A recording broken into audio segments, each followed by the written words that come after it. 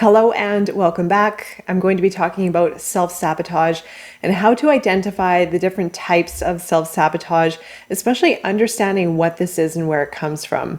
First of all, self-sabotage is when we tend to sabotage our greatness. This can pertain to relationships, it can pertain to success, it can pertain to enjoyment and fulfillment in life in all forms. So what happens is when we are self-manifesting, when we are pushing ourselves into a new level of greatness, into maybe again new relationships or a different success story, then we are going to set off certain mechanisms within ourselves that are very comfortable. Meaning that when we start to cross the line of comfortability within ourselves, where we have been maybe our entire life, our subconscious is going to send off signals that we're stepping into something that is unknown, that we may be manifesting something that we might not be able to handle. Maybe we're not worthy of it. Maybe we're not able to accomplish what we want to accomplish. Those are false limiting beliefs that become triggered and activated within our subconscious. And it can manifest in so many different ways.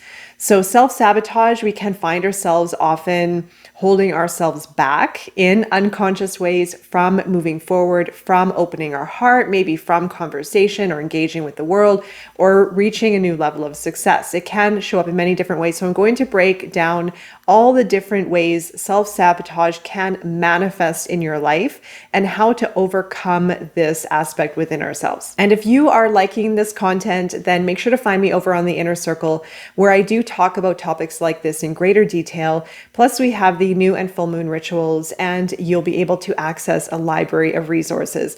So the link is down below, and I look forward to seeing you there. All right, so let's get into this. I'm going to break this down into 10 aspects of how self-sabotage could be manifesting in your life, how to identify it, and how to break through that barrier for greater manifestation potentials and life enjoyment. The first one is going to be procrastination. So make sure to see where procrastination is showing up in your life. Are you avoiding something? Are you putting something off?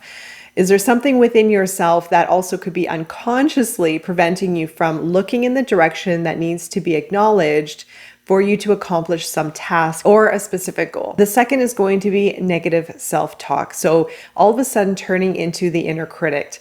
Are you being hard on yourself? Are you maybe being hard on others or the process? Sometimes we can be ultra hard on ourselves when we are wanting to accomplish something great, looking at our faults, looking at the negative side of things. So see if there is that inner critic that is coming in and preventing you from moving forward with flow and ease. The third is going to be perfectionism. So see where you are holding on to perfectionism, maybe overanalyzing, overthinking, wanting things to be perfect before moving forward. If we move forward, we are going to learn as we move. So it is important, of course, to be aware of where there may be a lot of overcriticality or wanting things to be exactly perfect. Also, that can pertain to ourselves, wanting to be perfect. And then when we arrive at that place of perfection, then we can make a move forward. Then we can maybe search for a relationship or put ourselves out there, maybe on social media, or accomplish a certain level in our career. But there's no such thing as perfection. Perfection is unattainable. We are imperfectly perfect. So it's all about loving our whole self. The fourth one is going to be avoidance. This can also show up as procrastination. So where are you avoiding responsibilities? So this can be dodging responsibilities, dodging tasks, maybe even finding other things to do rather than doing what needs to be done.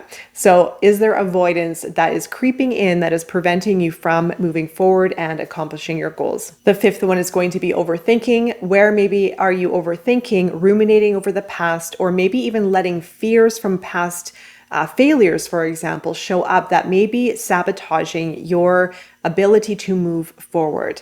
Is there overthinking? Is there ruminating? Is there holding on to past events? The sixth one is going to be impulsive behavior. If we are making quick decisions without thinking things through, then we might be setting ourselves up for failure. We might be setting ourselves up for mistakes. And the underlying root cause for making quick decisions could come from fear. And this is going to, as I mentioned, sabotage our movement forward, or it can create great setbacks if we are thinking too quickly, or if we are in fear of maybe missing out, or there could be a subconscious reasoning for making very quick decisions without thinking them through. All right, the seventh one is going to be relationship issues. This could be sabotaging relationships. It can come in the form of projecting onto others unconsciously, maybe even projecting old wounds or fears or lack of trust, or completely withdrawing from relationships altogether.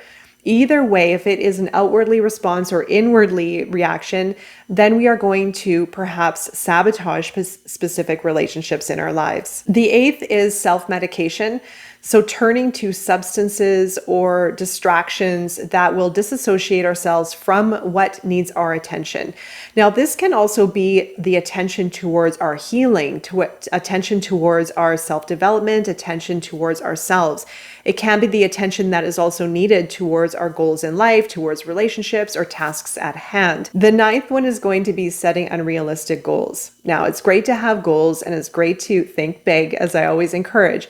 But if we are setting unrealistic goals, maybe in too short of a time frame, then we may be putting extra pressure on ourselves to achieve that goal. And if it doesn't happen, then we are going to set ourselves up for failure and disappointment. So be realistic as far as what kind of incremental goals can you set, and try not to put so much pressure on the outcome. When we put a lot of pressure on ourselves to attain certain goals and it doesn't happen in the way that we were expecting or the timeline that we were expecting, then we are going to set ourselves up for failure and discouragement, and we may not want to continue towards the goals that we had established. And finally, the last one is going to be the lack of self-care, and how this can sabotage our success and fulfillment in life is very simple, actually. And I do emphasize this a lot because it is one of the most crucial parts for manifestation and for life enjoyment and for creation and for creating change in our lives. Is if we aren't taking care of ourselves, our well-being, our emotional well-being, our body, etc., then everything else is going to be impacted outwardly in our lives. So we're the creators of our reality, of our story.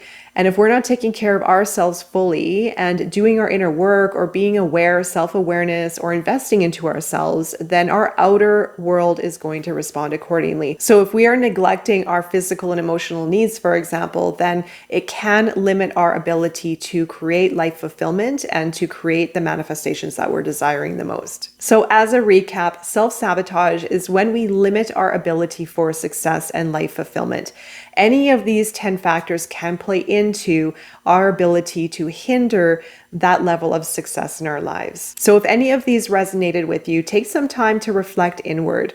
Try to look at the root cause. What might be causing this form of self-sabotage, and how can you break through those subconscious patterns to pave a way towards success, fulfillment in all areas of life?